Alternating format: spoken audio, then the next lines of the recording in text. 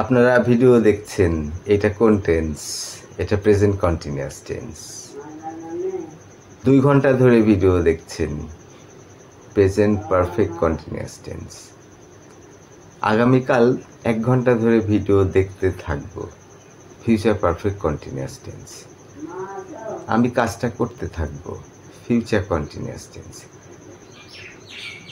গতকাল 1 ঘন্টা ধরে ভিডিও দেখছিলাম, past continuous tense. Past perfect continuous tense. গতকাল তোমার সাথে কথা বলছিলাম, পাস্ট কন্টিনিউয়াস টেন্স। এখন আপনারা খেয়াল করেন যে দেখবেন যে আপনাদের সাথে মিলছে না। এই মিলছে নার মানে যদি হয় তাহলে কিন্তু আপনারা টেন্স শিখেননি।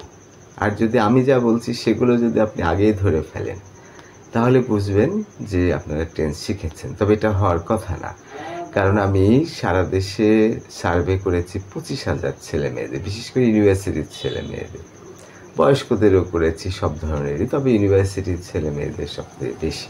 তাতে দেখেছি যে সামান্য কিছু পারে, তার মানে হলো যে 25,000-এ হয়তো 500 জন পেরেছে। তারপরে হয়তো খুঁত আছে। তারপরে আমি বলবো যে টেন্স শেখার ক্ষেত্রে মাতৃভাষা দরকার। বাংলা ভাষী যেহেতু, আপনি বাংলার সাহায্য নেবেন। প্রথমে টেন্স না চিনতে পারলে কিন্তু হবে না। অন্য ক্ষেত্রে অত দরকার নাই, নাউন কাকে বলে এগুলোর দরকার নাই, এইটা কত প্রকার কি কি এগুলোর দরকার নাই। কিন্তু যেহেতু আপনার মাতৃভাষা বাংলা, সে কারণে আপনি যখন ইংরেজি শিখতে যাবেন শুধু একটা জিনিসই ওই ভাষায় শিখবেন, সেটা হলো টেন্স। যেমন মুনজিরিন সাইদের কথা বলি যে সে ভিডিওগুলো বাংলায় দেয়, আমি হয়তো দিতে চাই না, তবে টেন্সের ক্ষেত্রে একটু বোঝার সুবিধার্থে দেওয়া দরকার। কারণ যতক্ষণ আপনি শুনবেন ততক্ষণ কিন্তু আপনার লিসনিং ইমপ্রুভ করবে, আর লিসনিং ইমপ্রুভ করলে সবগুলো ইমপ্রুভ করবে।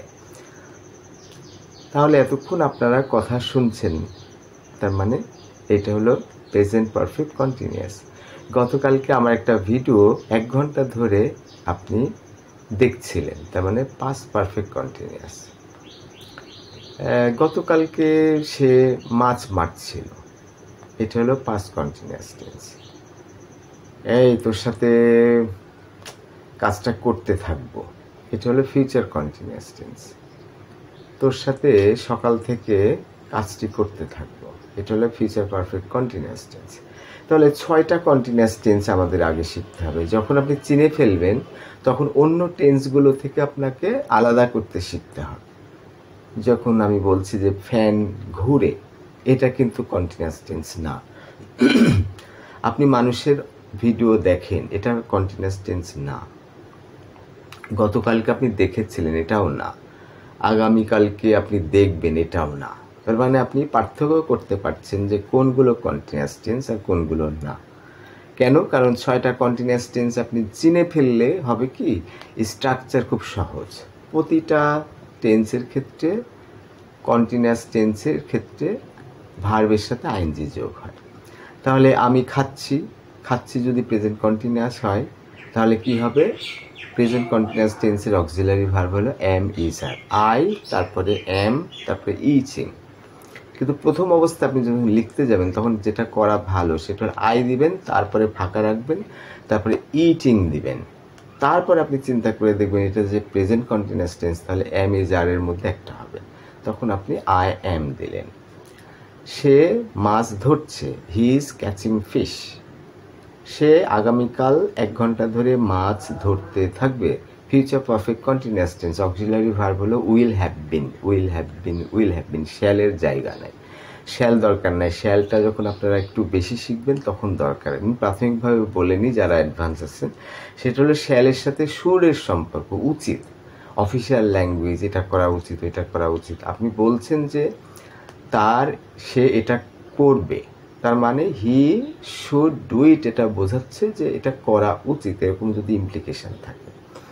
তাহলে এই যে আমার ইংরেজির নিয়মকানুন শিখছেন, এই নিয়মকানুনটা ইংরেজিতে শেখা যেতে পারে, কিন্তু কিছু জিনিস আছে বাংলায় শিখলে মাথার মধ্যে বেশি ভালো ঢুকবে। যেমন ইংলিশ টু ইংলিশ ডিকশনারি ভালো, কিন্তু কতগুলো জায়গায় বিপর্যয় হবে। যেমন কাঁকড়া, ক্র্যাব মানে কাঁকড়া। এখন ক্র্যাবের মানে আপনি জানেন না, কিন্তু ইংলিশ টু ইংলিশ ডিকশনারিতে আপনি ক্র্যাবের মানে জানার চেষ্টা করছেন, তাহলে দেখবেন যে ইংরেজিতে যে বর্ণনা করা হয়েছে সেটা বোঝা যাচ্ছে না। তবে ছবি যদি থাকে তাহলে সহজে বোঝা যাবে, আবার সেটা যদি বাংলায় লেখা থাকে কাকড়া, তাহলে আবার সহজে বোঝা যাবে। যে কিছু জায়গায় আছে মাতৃভাষার দরকার আছে। আপনি যখন ছোটবেলায় জন্ম নেন, যখন একটু ছোট ছিলেন, তখন শুধু বাংলা শুনতে শুনতে শুনতে শুনতে শুনতে আপনার মাথা পাগল হয়ে যাওয়ার কথা, কিন্তু তা হয়নি। কারণ হলো যে আপনি শেখার চেষ্টা করেছেন। কি বলে এই গ্র্যাব মি দি চেয়ার, এই চেয়ারটা আনো, চেয়ার, ও তাহলে এটা তো চেয়ার। এই give me a glass of water, ওরে বাবা এটা তো গ্লাস মানে এটা, পানি মানে, ওয়াটার মানে এটা। এভাবে আমরা শিখি। তাহলে ইংরেজি শেখার ক্ষেত্রে ভিডিওগুলোতে কোনো বাংলার ব্যবহার থাকবে না। আজকে আমি বাংলায় ব্যবহার করছি, কতগুলো ভিডিওতে বাংলা ব্যবহার করি, আবার আপনারা দেখতে চান না, ভুল জানেন, সেই জন্য আমি বাংলায় অনেক ভিডিও দিই, কিন্তু বাস্তবে এটা কিন্তু হেল্প করবে না। তাহলে কি দাঁড়ালো? 6টা কন্টিনিউয়াস টেন্স আমরা আগে শিখছি। সেটা হলো ফ্যান ঘুরছে, এটা হলো প্রেজেন্ট কন্টিনিউয়াস টেন্স। 1 ঘন্টা ধরে ফ্যান ঘুরছে, প্রেজেন্ট পারফেক্ট কন্টিনিউয়াস টেন্স। গতকাল ফ্যান ঘুরছিল এই সময়ে, পাস্ট কন্টিনিউয়াস টেন্স। গতকাল এই সময়ে 2 ঘন্টা ধরে ফ্যান ঘুরছিল, পাস্ট পারফেক্ট কন্টিনিউয়াস টেন্স। আগামীকাল ফ্যান ঘুরতে থাকবে, এটা হলো ফিউচার কন্টিনিউয়াস টেন্স। আগামীকাল 1 ঘন্টা ধরে ফ্যান ঘুরতে থাকবে, ফিউচার পারফেক্ট কন্টিনিউয়াস টেন্স। এই পর্যন্ত। ধন্যবাদ সবাইকে।